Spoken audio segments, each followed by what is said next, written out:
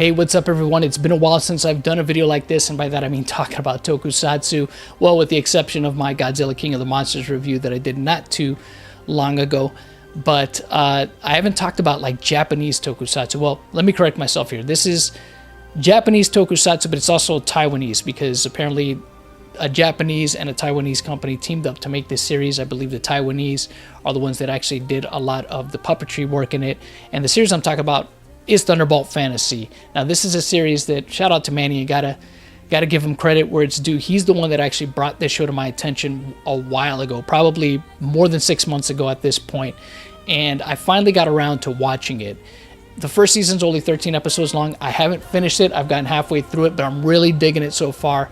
It's not your typical Tokusatsu, but of course, I still consider it Tokusatsu. Some people might debate that, but to me, it absolutely falls under Tokusatsu. It's special effects filming with some practical effects in it. So Tokusatsu, it's live action, it's puppets. So this is a series that debuted in 2016, to the best of my knowledge. It's simulcasted in Japan and Taiwan, I believe, at the same time, because it was a co-production between a Japanese and Taiwanese company, and it's set in an Eastern land. It's not specified what it is, but you could definitely see some Japanese elements as well as Chinese elements put into this show. So I think that's very interesting. But the country they're in is neither Japan nor China, nor Taiwan for that matter. It's a mystical land that they've kind of made up for the series that just kind of has the influence, I would say, of both in it, and it shows. And so far, it's a great series. It's basically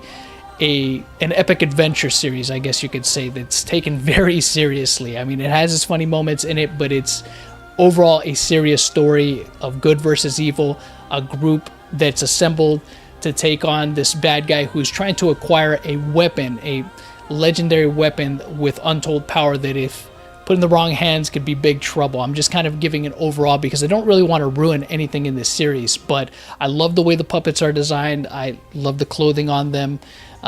It seems, like I said, again, to be a mixture of the different cultures there, a mixture between kind of old, ancient Chinese and ancient Japanese mixed together. So it's interesting so far, and I'm digging it. And the work that they put into this, the Taiwanese puppeteers, fantastic, I think, so far. The way how expressive they're able to be with some of the limitations, because by that I mean, when you see this series, you'll notice right off the bat that when the puppets talk, their lips don't move. They might slightly move a little bit, but they don't really talk along with the word. It's really just kind of their faces, so they have to be much more expressive with how they blink their eyes, move their heads certain ways, and how they use their hands to kind of convey their emotion. And I think they did a pretty good job of it so far, even though it's pretty limited. But they also add special effects in that really add to the action and the story, moving forward, just to kind of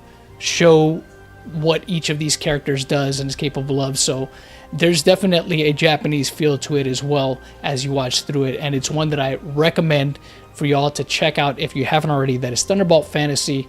Even if you don't like puppet type show or anything puppet related, I would say give this one a shot. You might be surprised. You might actually like it. So it's pretty easy to find, Thunderbolt Fantasy. There's streaming sites out there that you're probably familiar with that do kind of live action Japanese or Tokusatsu streaming. So I'm pretty sure you'll find it on those sites. Obviously, I can't say what those are here for obvious reasons, but if you're able to also get it as part of a official kind of release, feel free to do that as well. But it's pretty easy to find if you're looking, or if you know where to look. So check it out if you can. Thunderbolt Fantasy. I may or may not do a review of it once I finish up the series, and the reason why I've been able to get as far as I have in this series is it's not as long as watching, say, a Kamen Rider Super Sentai. First season's only 13 episodes, so it's much easier to get through, and I could watch a little bit more gradually and finish it up much sooner than I would any of those other shows. But at some point, I'll try to get around to maybe covering some Kamen Rider and Super Sentai again, so just be on the lookout for that. But for now, check out Thunderbolt Fantasy and let me know what you guys think in the comments section below.